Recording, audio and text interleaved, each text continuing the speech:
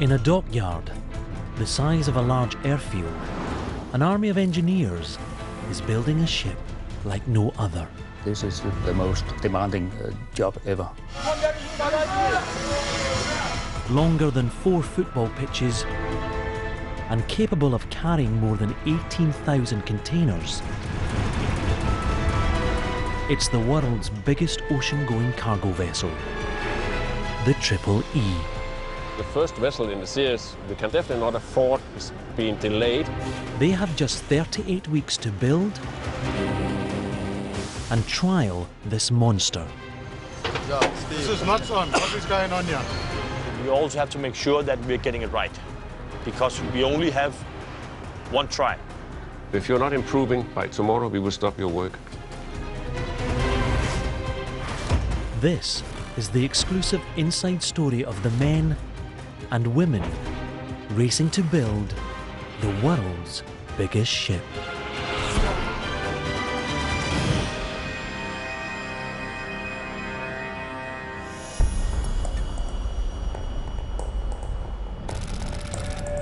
Tangier, Morocco. A giant container vessel is being loaded up with 12,500 containers.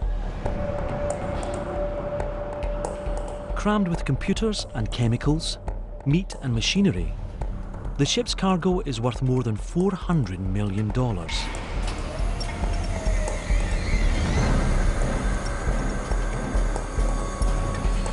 She's one of more than 600 vessels owned by Danish shipping giants Maersk Line, the largest shipping company in the world. Over the last decade, container ships like this have transformed maritime trade, slashing the cost of delivering the $4 trillion worth of goods that are shipped around the globe each year. Your shoes, your shirts, your jackets, to a lot of what you use in the everyday, your iPad, your electronics, most of it has been brought here by a container ship. One of the most important trade lanes connects Asia with Europe. It's a highly lucrative maritime superhighway, accounting for a staggering $316 billion worth of business. To maximise their revenue from this critical route, Maersk Line are about to build their biggest ship yet.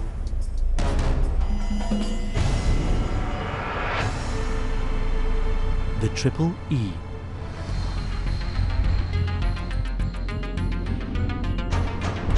At 400 metres long, the Triple E will be the world's biggest ship.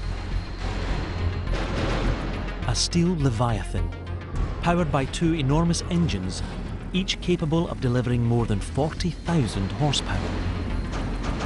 Enough power to carry 18,000 fully laden containers at a steady 16 knots, halfway around the world.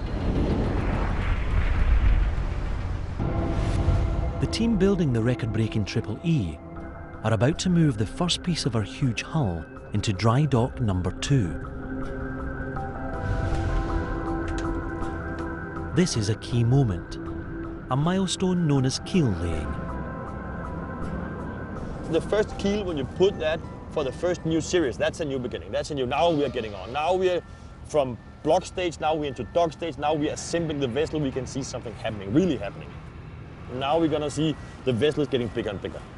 Okay, thank you. It's a big day, so Peter and the rest of the team are fueling up. I think they have a big moving day today, and it took like half an hour to get out there. These guys who are transporting the blocks, they get bored. Let's move some blocks. And then they start moving from one into another just for fun. They've been laying here for too long, they just got a little rust along the quayside. No good. Start moving. Or maybe they just move the blocks so they make sure that the guys on the bicycle get some exercise. That could be also. The block they need to lift into place soars over 30 metres high, as tall as a 10-storey apartment building. It will sit just in front of the engine room. It's enormous. Dock 2 is surrounded by water so it can be easily flooded to launch the ship once complete. We would put ballast in the forward end of the tanks, so we have an even floating out, an even keel. The success of the semi-launch hinges on a novel invention built into the dry dock itself. Throughout the build, access in and out of Dock 2 is controlled by a simple but clever device called a caisson gate.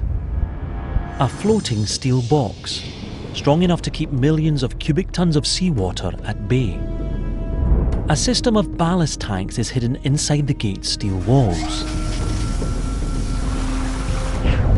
Once the dock is filled with water, workers empty the tanks in the gate so it rises. Then they tow the gate away.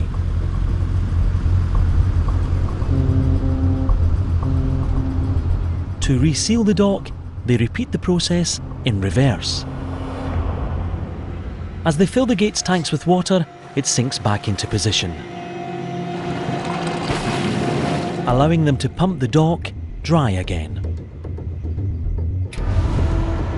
Inside the gate's control room, Peter makes his final checks. You can control the amount of ballast in the tanks. There's a valve in both ends of it. So you can open these and then you can fill up the dock. And they're all closed, I can see. That's good because otherwise it'll be fairly wet in the dock. Here you can see the big valves in the dock gate. They open these valves and then the dock will be flooded. Very easy, gravity. With everything ready, the crew opens the valves.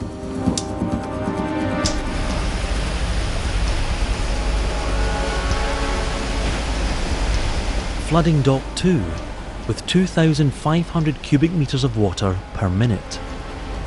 The Triple E floats off her supports for the very first time.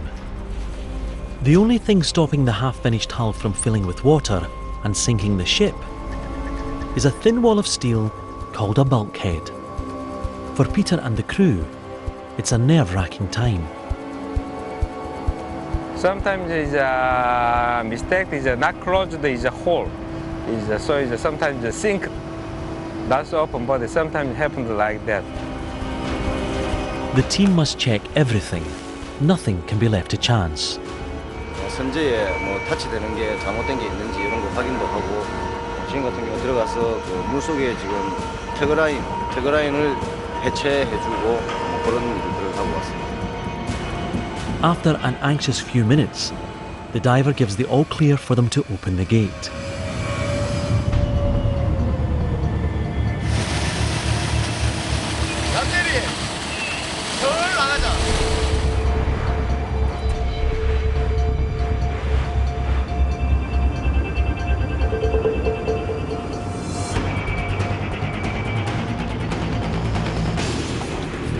It takes 2 tugboats to pull out the half-finished hull.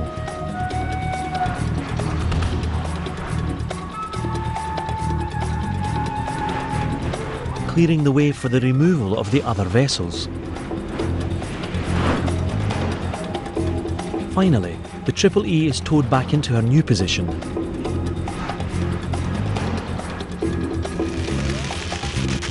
Before the dock is once again sealed shut and pumped dry.